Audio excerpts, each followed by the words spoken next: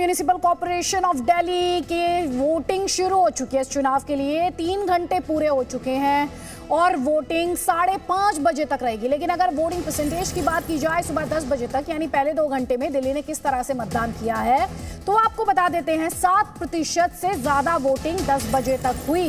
तो दिल्ली नगर निगम चुनाव में वोटिंग इस वक्त जारी, सुबह 8 बजे शुरू हुई, 5:30 बजे तक ये वोटिंग रहेगी, जारी रहेगी। और 10 बजे तक अगर वोट परसेंटेज की बात की जाए तो ये 7% यहां पर रही है।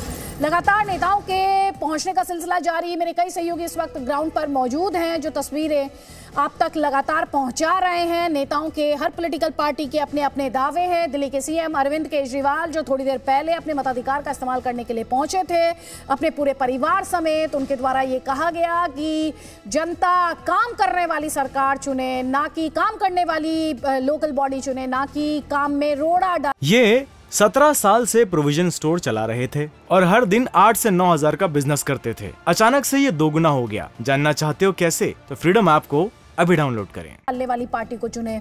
साथ ही उन्होंने अपनी पार्टी को एक बार फिर से कट्टर ईमानदार यहां पर बताया। कई खास मेहमान हमारे साथ हैं और मेरे 2 सहयोगी भी ग्राउंड पर इस वक्त हमारे साथ हैं। शिवांगी, आपका रुख करना चाहती हूं यहां पर।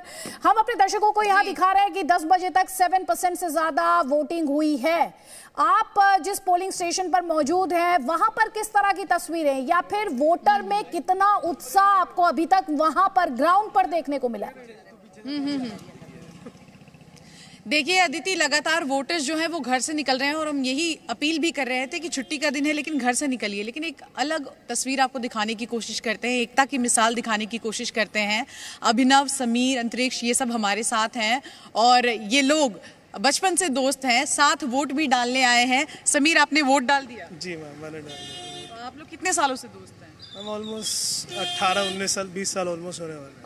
और आप वोट डाल चुके हैं या अभी वोट डालने जाऊंगा। तो आप इनका साथ देने, इनको छोड़ने मैं पहले इसके साथ, फिर मैं बाद में जाऊंगा।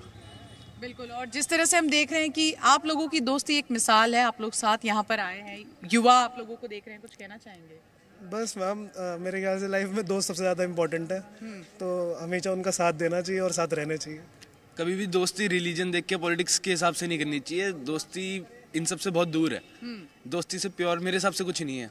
बिल्कुल साफ तौर पर ये युवा देखिए एक प्रेरणा देते हुए, और बुजुर्ग यहाँ पर हैं। आप लोग वोट डालकर आ गए?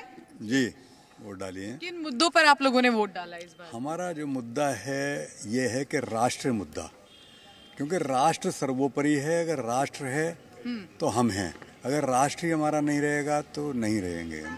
क्योंकि आज हम देख रहे हैं जो हमारे राष्ट्र की छवि थी विदेशों में बहुत डाउन हो गई थी, लेकिन आज जब से मोदी जी आए हैं तब से राष्ट्र की छवि हमारी अच्छी हुई है, विदेशों में छवि बनी है। आज अमेरिका के बाइडेन जो राष्ट्रपति हैं उनको भी आप राष्ट्र के मुद्दों पर वोट डालकर यहाँ पर आए। आंटी जी, आपके क्या मुद्दे हैं? अंकल ने तो राष्ट्र के मुद्दे। मेरा भी यही है। कूड़ा कचरा, भ्रष्टाचार, महंगाई, ये सब। कूड़ा करकट नहीं होना चाहिए, कूड़ा उठना चाहिए बराबर। एक मुद्दा और था मेरा, जो हमारे सीएम है मुख्यमंत्री केजरीवाल जी, वो झूठ ज़्यादा बोलते हैं, काम नहीं करते हैं। होर्डिंग पे इतना प्रचार कर दिया, होर्डिंग सारे में लगा दिए हैं, बाकी कुछ नहीं करा। कोरोना जब हुआ था तो कोरोना में उनका कोई भी व्यक्ति यहाँ यमुना विहार में नहीं आया किसी की रक्षा करने के लिए। बिल्कुल। तो देखिए अदिति, ये आम लोग हैं और जहां एक तरफ युवा एकता की मिसाल पेश कर रहे हैं, वहीं इन बुजुर्गों से हमने बातचीत की। उनका ये कहना है कि केजरीवाल पर खासकर निशाना साधते हुए नजर आए कि उन्होंने कोई काम नहीं किया। हालांकि दावा कर रहे हैं, आम आदमी पार्टी भी दावा कर रही है कि हमने काम किया है, एमसीडी में बीजेपी भी दावा करती है कि हमने काम किया है। लेकिन जब अपना मताधिकार का इस्तेमाल करके बाहर आए तो उन्होंने कहा ही है कि आप काम करने वाली लोगों को वोट दीजिए, काम करने वाली पार्टी को वोट दीजिए, ना कि उस पार्टी को जो काम में रोड़ा लगाती है। आदित्य हमारे साथ है। आदित्य, आप वहां पर किस तरह का वोटर टर्नआउट देख रहे हैं?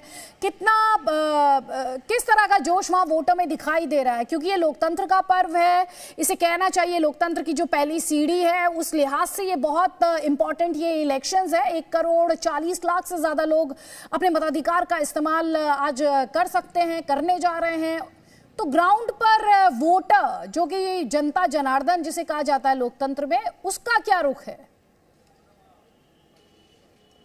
बिल्कुल अदिति, यहाँ पर जो डिफेंस एनक्लेव है, यहाँ पर जो पोलिंग बूथ है, वहाँ पर वाकई में सुबह से जब से मतदान शुरू हुआ उससे पहले भी लोग यहाँ पर इकट्ठा हो गए। अच्छी खासी संख्या में भीड़ है और लगातार ऐसा देखने को भी नहीं मिला कि थोड़ा सा भी ब्रेक लगा हो, संख्या कम हुई हो। लगातार एक फ्लो में यहाँ पर लोग आते आ रहे हो। मेरे साथ कई लोग ऐसे खड़े हैं जो लोग वोट दे के आए। एक बार बात करने का प्रयास करेंगे। क्या इस बार किन मुद्दों पे वोट किया है? विकास पे।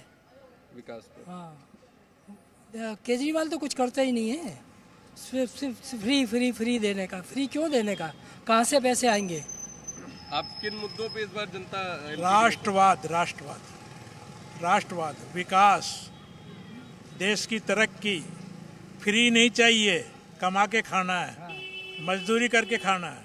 फ्री नहीं चाहिए। फ्री लंका ने बांटा, बर्बाद हो गया। वो कौन सा देश है वो बांटा, युगाड़ा, बर्बाद हो गया। क्या फ्री नहीं? किन मुद्दों पे इस बार? शादी सुविधा भी चाहिए और सुरक्षा भी चाहिए, दोनों चीजें चाहिए। सुरक्षा पहले है, सुविधा भी, दोनों चीजें चाहिए। जब तक दोनों नहीं होगी आदमी जिएगा कैसे आगे? क्या लगता है किन मुद्दों पे इस बार जो वोटिंग है वो की गई? मेरे को दोनों चाहिए, माने भलाई भी चाहिए, आदमी का कारोबार चाहिए। आपको क्या लगता है किन मुद्दों पे इस बार मोदी भाई साहब वोट देने का सबसे बड़ा कारण ये है कि जो केजरीवाल जी की सरकार है, केजरीवाल जी को बड़ी उम्मीद से लाए थे हम लोग, मगर वो उम्मीद पे खरे नहीं उतर पा रहे और वो सिर्फ एक पॉलिटिकल पार्टी बन के रह गए हैं। और शराफत उनके चेहरे पे जो दिखती थी वो सिर्फ चेहरे की रह गई और उनके कर्मों में वो चीज़ दिख नहीं रही है। तो इसलिए अब देखते हैं जो भी होता है। बाकी आदमी दोनों ही अच्छे खड़े हुए हैं हमारे यहाँ से, जो हमारे यहाँ पंडित जी खड़े हुए हैं केजरीवाल जी के, वो बहुत अच्छे हैं। चूल्हे से लेके और सड़क तक, मतलब चूल्हे से लेके जो सड़क तक का पूरा मामला है। एमसीडी बहुत सारी चीजों में आप लोगों के साथ भी जुड़ती है। क्या लगता है क्या मुद्दे रहेंगे इस बार? विकास, बेरोजगारी, ये दो जरूरी हैं। इन चीज़ों पे ये दो चीज़ जरूरी हैं। आप यहाँ पर देख सकते हैं यंग वोटर्स भी हैं। आपको क्या लगता है किन मुद्दों पे इस बार आप अपना प्रत्याशी चुनने वाले हैं? सर, मैं अपना प्रत्याशी अपने विकास के मुद्दे पे चुनने वाला हूँ और मैंने विकास के मुद्दे पे ही उन्हें वोट दिया है। और बीते 7 साल में जो केजरीवाल जी की सरकार हमने देखी है उसमें हम बिल्कुल भी संतुष्ट नहीं है। कूड़ा युक्त दिल्ली को उन्होंने बना दिया है। उनका सिर्फ एक ही है, ब्लेम गेम करना। वो पॉलिटिक्स में सिर्फ ब्लेम गेम करने के लिए आए हैं, अपने सारे आरोप केंद्र सरकार पे सिद्ध करने के लिए। उनके पूरा दिन उनको सिर्फ झूठ बोलना है। जो वो बोलते हैं वो सच है। उन्होंने दिल्ली को पूरा कूड़ा युक्त दिल्ली बना दिया है और एक विकास का कोई काम उन्होंने नहीं किया है।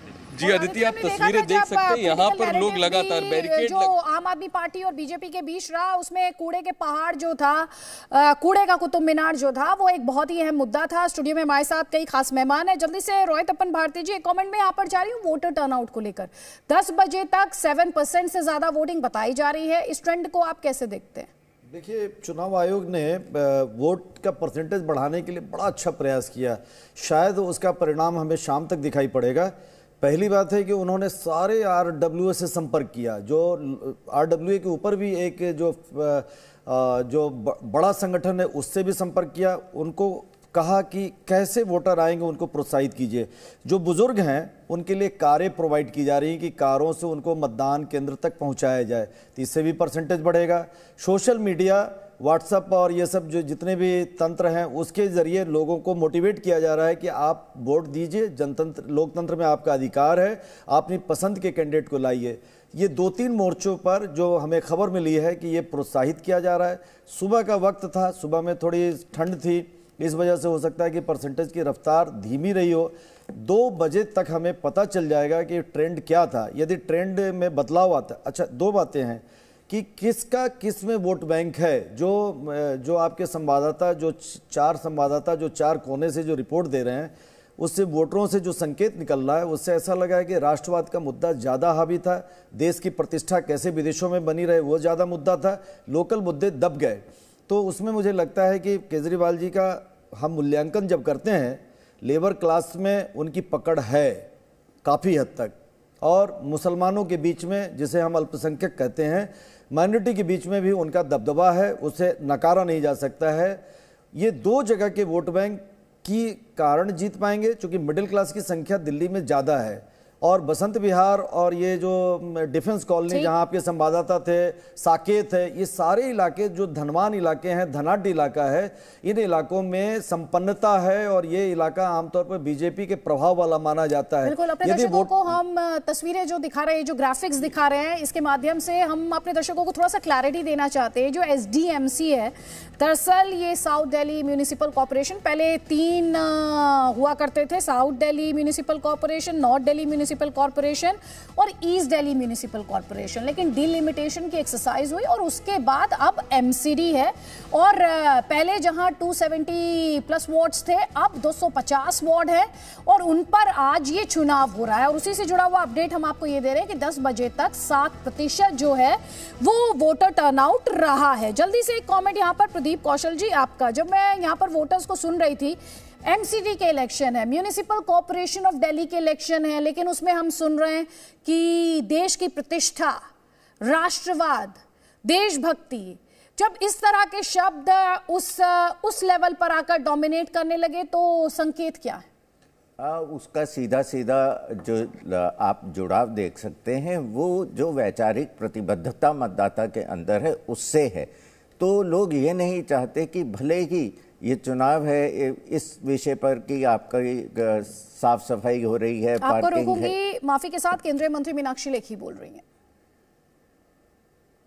चलिए उनका रिएक्शन जब आएगा हम सुनवाएंगे। प्रदीप कौशल जी बात पूरी कर लीजिए। तो उनको लगता है कि अगर मान लीजिए कि उनका जो प्रिय दल है, अगर उसकी हार होती है तो वो बड़ी प्रतिष्ठा जाएगी, नाक कट जाएगी।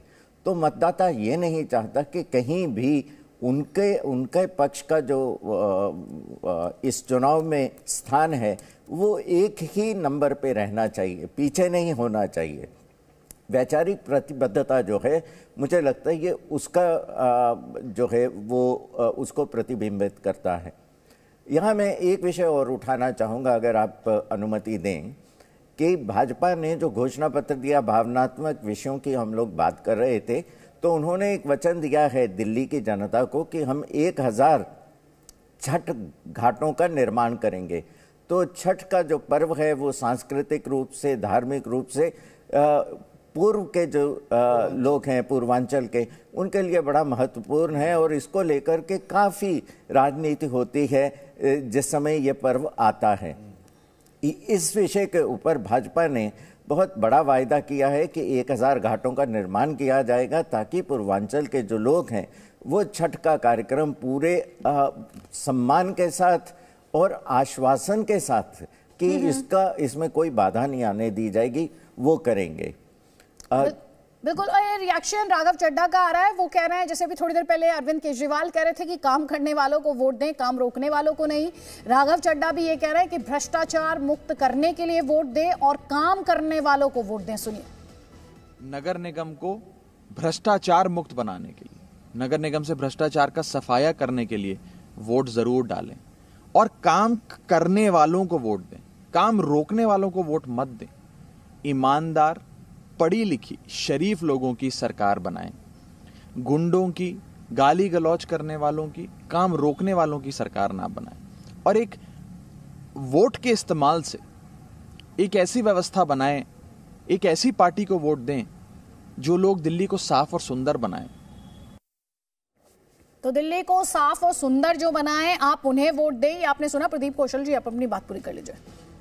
दूसरी बात, एक जो छूट गई बहस में, जिसका उतना प्रचार नहीं हुआ जितना मुझे लगता है कि वो आकर्षित करता लोगों को। भाजपा ने वायदा किया है 50 अन्नपूर्णा रसोइयों का।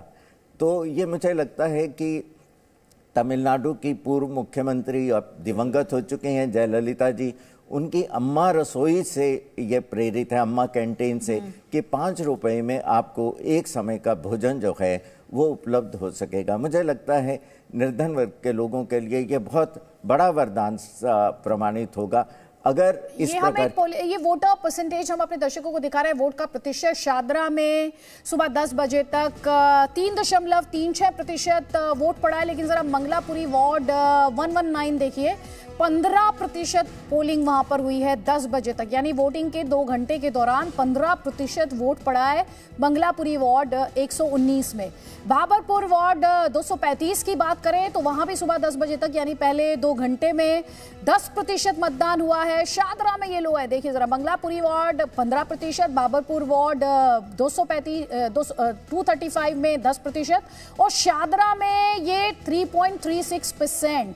तो लगातार हम आपको ये बता रहे हैं कि 10 बजे तक अगर वोटिंग प्रतिशत की बात करें तो 7% से ज्यादा वोटिंग हुई है और जो वार्ड सेंट्रिक परसेंटेज है वो भी हम आपको दिखा रहे हैं, इस वादे के साथ कि कोई भी तस्वीर, जानकारी और विश्लेषण आपसे छूटेगा नहीं, क्योंकि बात भले ही एमसीडी के इलेक्शंस की हो रही हो, लेकिन यहां पर हम बात कर रहे हैं 1,40,00,000, जी हां, करीब 1,40,00,000 मतदाता की बात हम यहां पर कर रहे हैं। और ये इलेक्शन इस लिहाज से भी इंपॉर्टेंट है कि बीजेपी ने अपने तमाम केंद्रीय मंत्रियों और जो बीजेपी की टॉप लीडरशिप रही सबको मैदान में उतारा और अरविंद केजरीवाल इस बात को बार बार दोहराते रहे कि अपनी पार्टी में वो अकेले हैं और बीजेपी के पास कई चेहरे हैं।